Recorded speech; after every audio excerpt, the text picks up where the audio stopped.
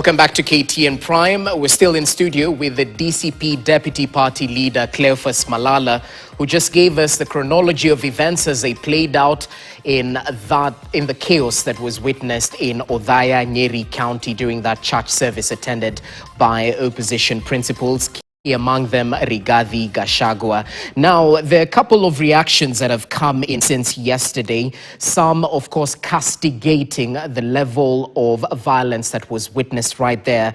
But others seem to be pointing to the opposition leader, Rigathi Gachagua, sponsoring violence and chaos at public gatherings in a bid to portray himself as a victim and win public sympathy. We've had the government spokesperson hint towards this, but equally the Cabinet Secretary for Public Service, Geoffrey Ruku, equally hinted at this during an earlier event. Let's just listen in to some of these reactions.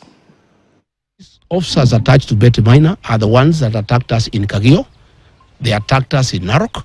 They attacked Senator Nyoto in Muranga. I've heard Murkomen saying that they are going to investigate. How can Murkomen investigate himself? How do police investigate themselves? The principle of individual criminal responsibility and the principle of command responsibility will not be wasted because you're not in power. Whether you're in office or you're not in office, we will come for you. Maisha ya rigiji yakiadhirika, akiumizwa, even mental torture itself, we place it squarely before Inspector General Kanja and President William Ruto. They are walking the country themselves to disaster. Because you will never have enough bullets for 55 million or so Kenyans. And you can't shoot your way to electoral victory or what have you. You cannot intimidate people. The question I'm asking, why are you only attacked in churches? I'll be recording a statement with the DCI tomorrow at 11 a.m. I challenge you to also come and record a statement. So stop manipulating people of Kenya, lying to the people of Kenya, all manner of propaganda to the people of Kenya, to the extent of carrying goons, hooligans, carrying guns and tear gas to a church. What we have witnessed today in Nyeri County. We also witnessed the same pale Mbeere North, wakati tulikuwa na uchaguzi, ukaleta goons, ukaleta hooligans, ambao wako na bunduki, wako na marungu. Okay, a couple of reactions right there from leaders across the political divide. And there are those who are poking holes into that occurrence. And you sort of kind of understand, because the skepticism around this politics is caused by the deception that is quite rough. Politics is a dirty game at the end of the day. So we have to ask, Bwana Malala, is there any truth to such claims that perhaps your team moves with goons, and this might have been the reason why there are up to 16 instances where there seems to be chaos associated with your party leader? When I listened to the Cabinet Secretary for Public Service, that is Honorable Ruku, I quickly go back to when God created man. When God created man, Jesse, and gave man the 5 senses, he was intentional on concentrating 4 out of the 5 senses were concentrated in the head.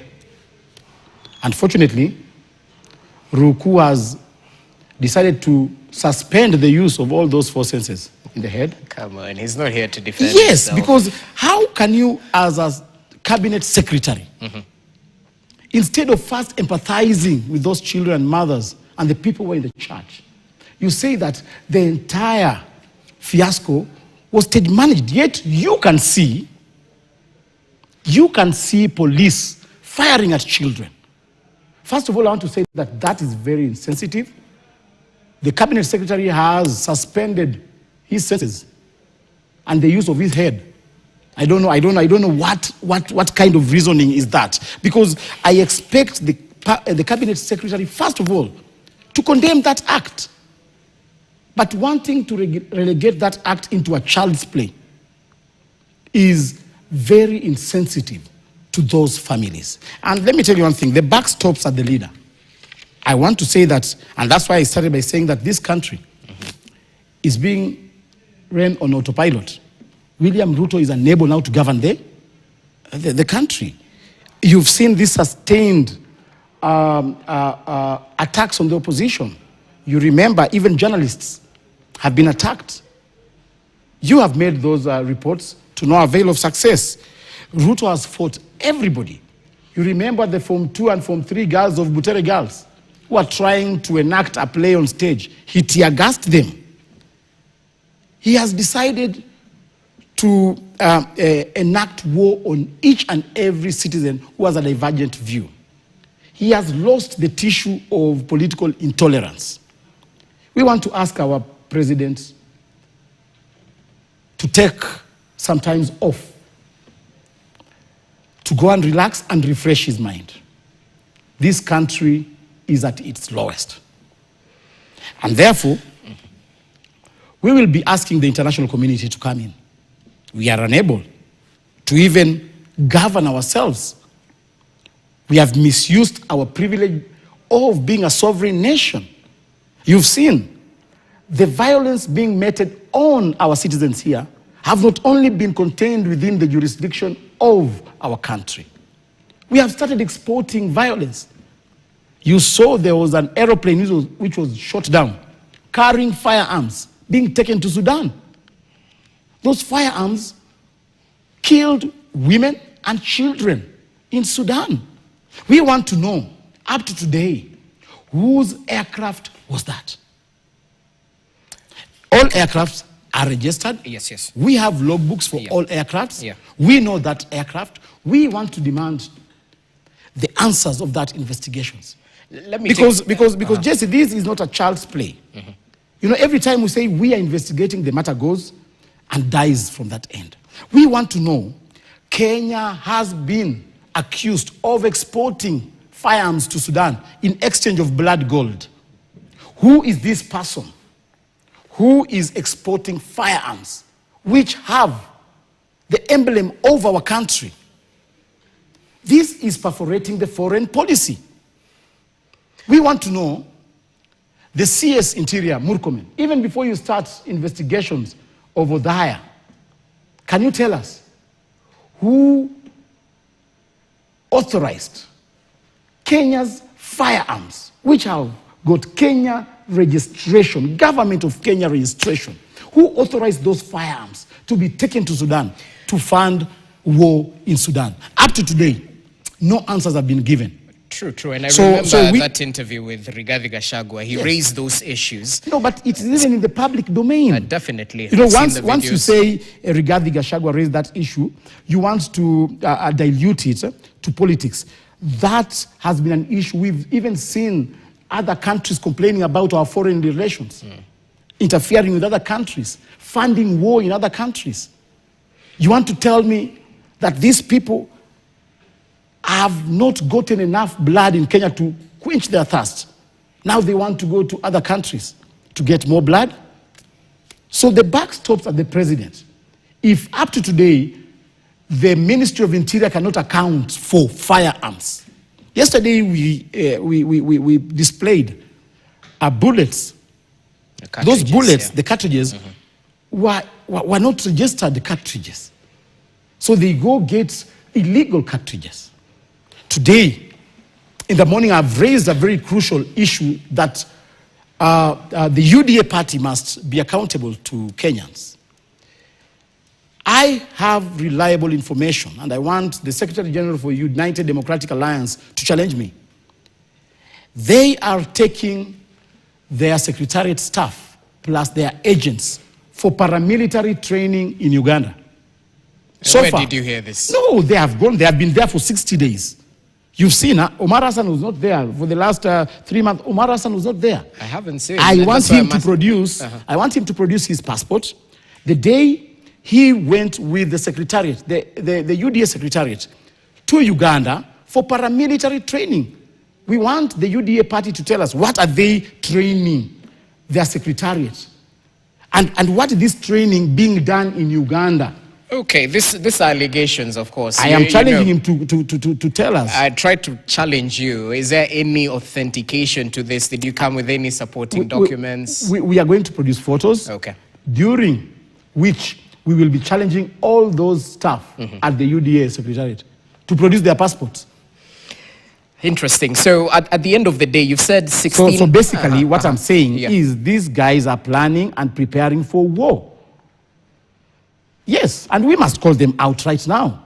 They are preparing for war. What training are you must you do in Uganda for 60 days? Why are you taking your grassroots and polling station agents to Uganda to be trained by Museveni? For what reason? Okay, well, we'll look into that, of course, unsubstantiated and claims. Jesse, let me tell you one thing. Okay. These sustained attacks on the opposition, as I told you, is a precursor to genocide or post-election violence. If we don't address this thing right now, and I want to call upon the media, in 2007-2008 post-election violence, the violence was sparked by an irresponsible media personality who was even charged in ICC. I want to call upon media to take up this matter seriously and do appropriate reporting. We've seen media houses trying to joke with this matter, trying to dilute this matter, trying to run imbalanced stories to insinuate that, these attacks are not genuine attacks. I want to say that such kind of responsible reporting is going to spark this war, this country into war. Well, we're not looking towards such an outcome. Prevention is better than cure, as they say. Do you have any hope in the internal affairs unit that's looking into these investigations, into the chaos that was witnessed in Othaya? Because 16 instances, you've mentioned earlier that no semblance of progress has been made. You haven't been notified of any progress in those investigations where fracas was witnessed. We have totally no hope in the police service, because we have registered our disappointment, made follow-ups, done statements and reports to IPOA, to the police, to no avail of success. We have been attacked. Our lives, you remember when we were receiving Rigathi Gachagua from the USA? United States, yeah. We were violently attacked. We lost lives. So far, we've buried 6 of our supporters, Jesse. Buried. 6 of our supporters. We go with them to rallies, and by evening, we've lost a life. So this is not a joke. As Matiang'i has said, you cannot shed blood to retain power. Kenya is a mature democracy. Do you move with guns? We do not move with guns. We do not have security. Show me one instance where we instigated violence. Show me one instance. Not every time we are, because you know we cannot fight armed police officers escorting goons. We do not have firearms. And therefore we are asking the President of the Republic of Kenya, if at all you have a human heart, reconsider your stance on the violence against the DCP party. Because yesterday, an event like a church service was interrupted. The whole world is talking about this event. Today in the morning, the president calls a UDA meeting at State House and says nothing about it. President William Ruto, up to now, does not know that children were tear-gassed in the church. President William Ruto does not care that the clergy were almost being killed at the altar. He has commented nothing about it. He's telling us again, we vote for him and donning on yellow capes, wanting us to listen to his agenda. Yet he has not commented up to now But you know who's commented? The Interior CS. The president is the head of this republic. Such an act cannot happen in your country and you say nothing. We've had him comment about lazy statements from politicians. Mm-hmm. Our president is a talking president. He talks every day, he talks every time. He responds to everybody. Even a Boda Boda guy, the president responds to him. But when it comes to the attack to young children in the church, when it comes to the attack to clergy on the altar, the president suddenly becomes deaf and dumb. So is there any hint of urgency, or is simply no goodwill? There is no goodwill from the head of state. You, as I told you, you've seen him sustaining violence all through, and we want to remind him, the president of Kenya and any other person wanting to propagate violence, that we have a case in ICC. The case in ICC was not withdrawn, it was suspended. Mm-hmm. He is a victim of ICC. He is there as the president.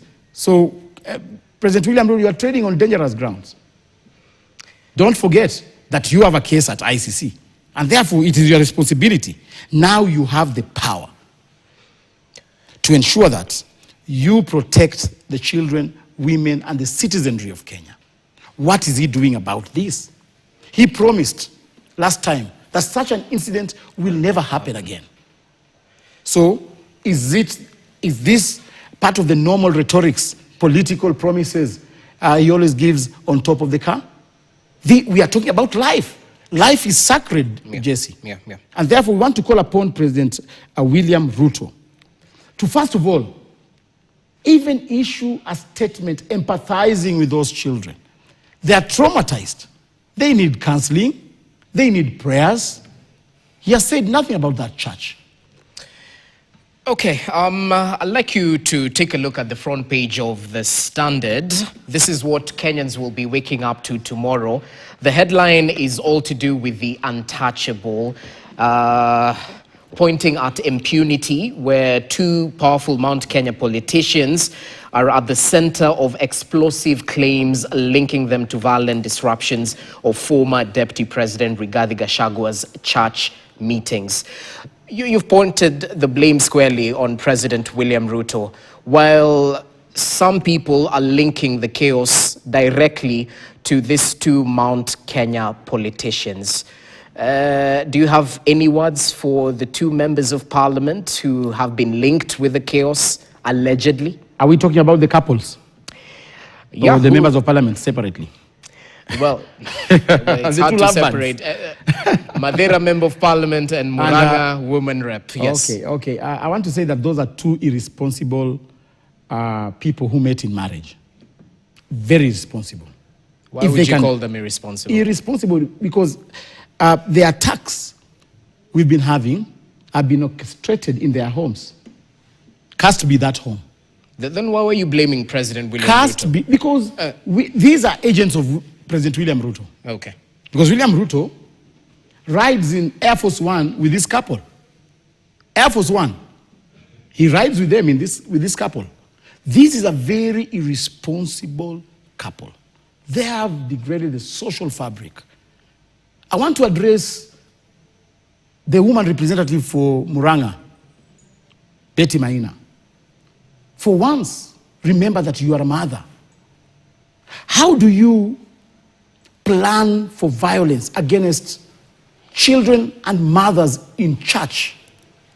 Why do you host goons? Because we have reliable information that on that day in the morning, and my party leader alluded to that, on that day in the morning, those goons had breakfast at Wamumi's place.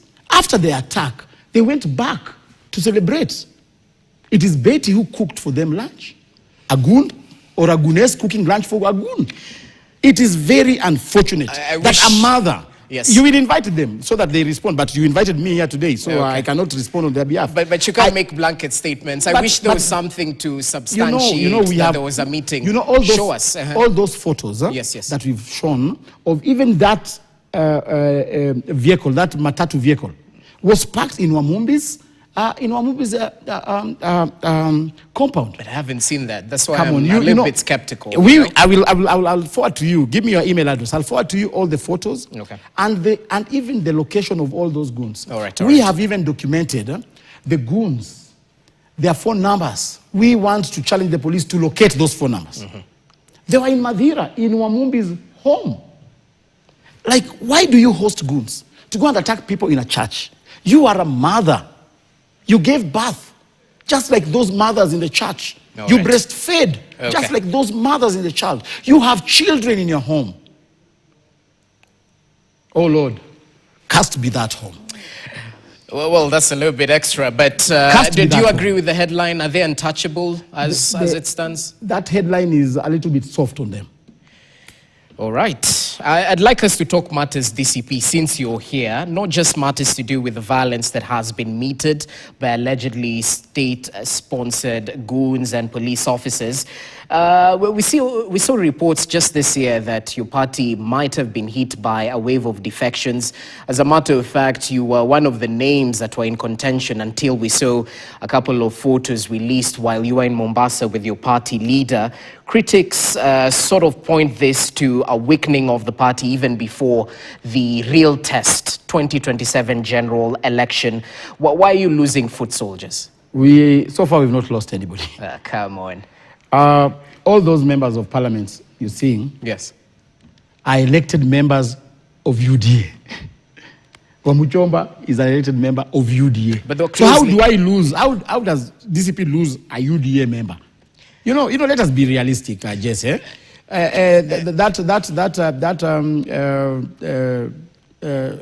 That fella called who? The one who abducted himself. Koimburi. Koimburi is a member of UDA. Those were moles who had been sent by William Ruto to our party. So he abducted himself, eh? He abducted himself and lied to us. Oh, I and was even about lied to say to your us. party leader was there defending him. No, Yeah. you see, we went to defend him because he had lied to us and lied to the nation. William Ruto, when you associate with him too closely, he has a very strong affinity of lying. So that you But just politicians naturally, equally. like Koimburi, sincerely. Koimburi lied to us. He narrated to us. In fact, he was not even talking. He was writing down while in hospital. Okay. So whatever our party leader was reading was simply a report from Koimburi.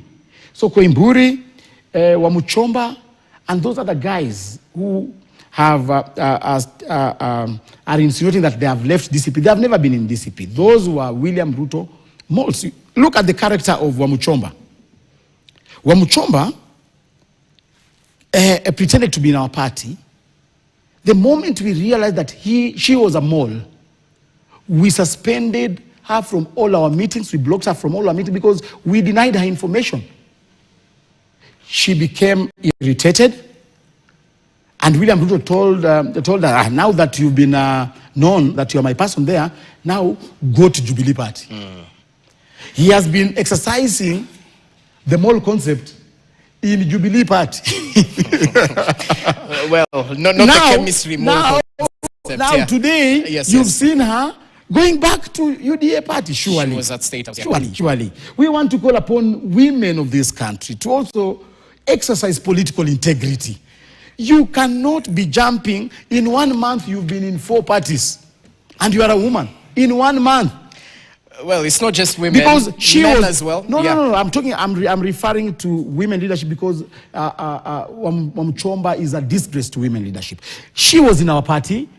She went to Jubilee Party. She cohabited with Wakina Sifuna there, and then eventually went back to her original husband, political husband, who is UDA. Okay. And therefore, we are saying that Wamuchomba, kindly just exercise political integrity. Have some principles. How many parties have you belonged to? But not in 1 month.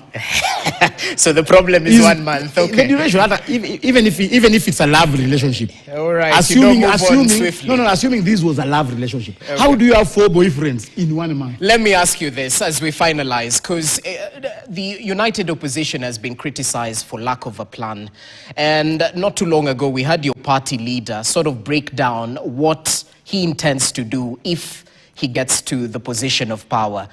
Removing of SHA, bring back NHIF, scrapping off of the housing levy, and make sure Kenyans are refunded. What exactly is the plan you're putting on the table? Because President William Ruto seems to be angling this 2027 contest on matters to do with issues, not just slogans. First of all, before I enumerate our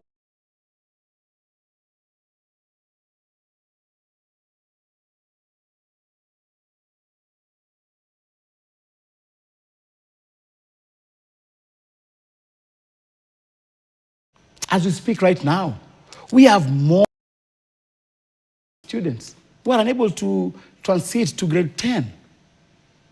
As we speak right now, the president is on rooftops giving presidential directives that all students who have not gone to school, the chiefs and assistant chiefs should take them to school by force. We want to ask President William Ruto, if you say children should go to school with or without school fees, with or without school uniform, just imagine yourself in your previous school, and we have 1,000 students or 500 students without school uniform. What kind of mess is that? William Ruto experimented with the universities. You've seen almost all universities are crumbling. Now he has taken that experiment to high schools.